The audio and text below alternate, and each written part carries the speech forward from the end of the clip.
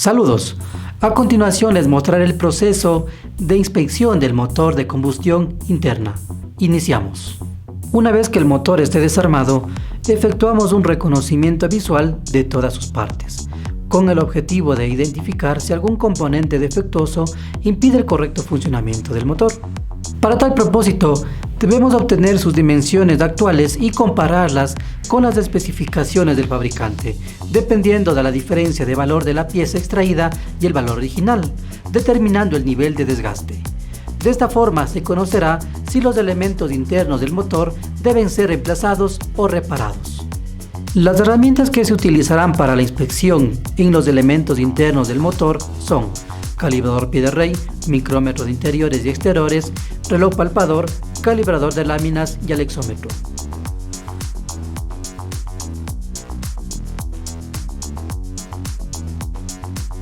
Antes de iniciar con el proceso, se debe considerar aspectos que fomentan el deterioro de las piezas, como en el cilindro del motor, que presentará un desgaste en forma de ovalamiento, debido a la presión de las fuerzas laterales de empuje generadas durante la combustión sobre el pistón.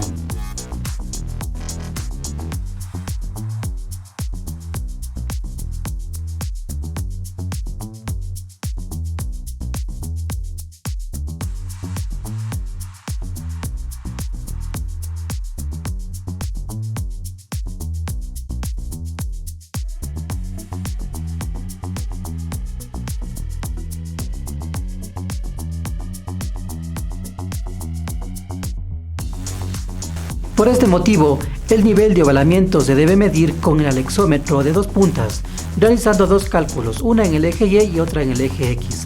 La diferencia de estas dos mostrarán qué tan grave es el desgaste. Por otro lado, el cilindro se desgasta más en la parte superior que en la inferior, debido al incremento de presión de combustión, la alta temperatura generada y la reducción de lubricación. A esta disminución en la pared del cilindro se denomina conicidad, razón por la cual se mide la conicidad del cilindro a 3 alturas distintas, obteniendo 3 valores diferentes. La diferencia entre estas dos cantidades se opta por indicar el efecto de la conicidad. Siguiendo la misma línea, cabe indicar que el cigüeñal se deforma longitudinalmente por los esfuerzos de torsión que experimenta. Por eso es necesario una medición de ovalamiento y la conicidad de los muñones de biela y bancada. De igual manera, el cigüeñal no debe presentar grietas ni hendiduras de ninguna clase, caso contrario se cambiará por otro nuevo. El cálculo de la conicidad del muñón del cigüeñal se realizará con la ayuda de un micrómetro de exteriores, midiendo el diámetro del muñón en los extremos. Luego, identificados la diferencia de los diámetros A y B, indicarán la conicidad del muñón. Para medir el ovalamiento del muñón del cigüeñal, colocamos el micrómetro a 90 grados y medimos el diámetro del muñón en el eje X como en el eje Y. La diferencia muestra el ovalamiento del muñón.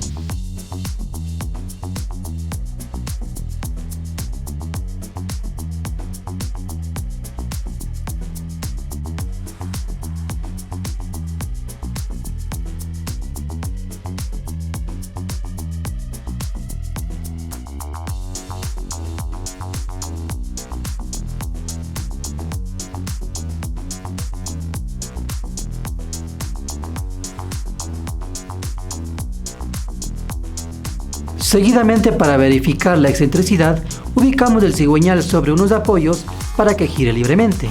A continuación se instala un reloj comparador, verificando que la punta de contacto del reloj coincida con el muñón central. Posteriormente giramos el cigüeñal con mucho cuidado, evitando obtener una medición errónea.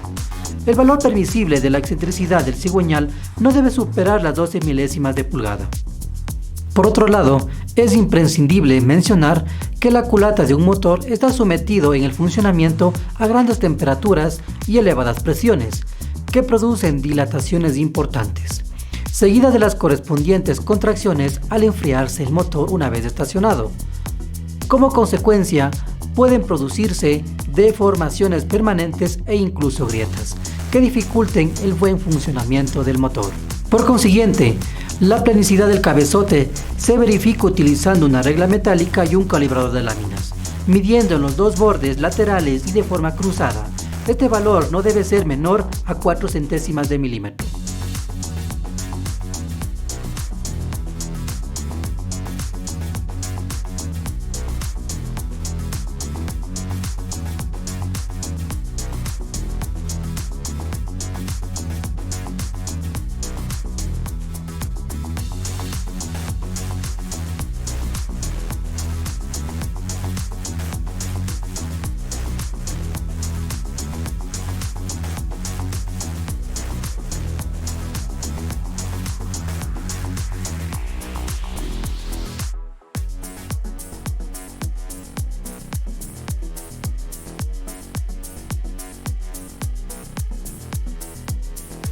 Los anillos reducen las fugas de los cilindros a un mínimo en condiciones reales de funcionamiento y proporcionan un control máximo de aceite al estar en constante movimiento y generando fricción con las paredes del cilindro.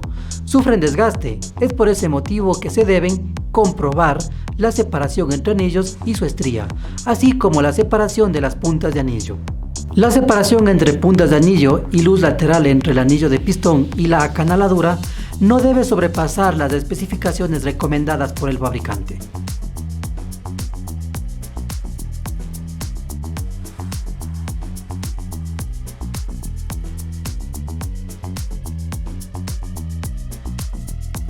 Los pistones de cualquier motor de combustión interna, ya sean de 2 o 4 tiempos, son cónicos y ovalados.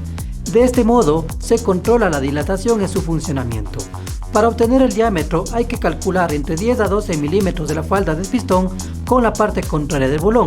Este valor no debe sobrepasar las especificaciones del fabricante.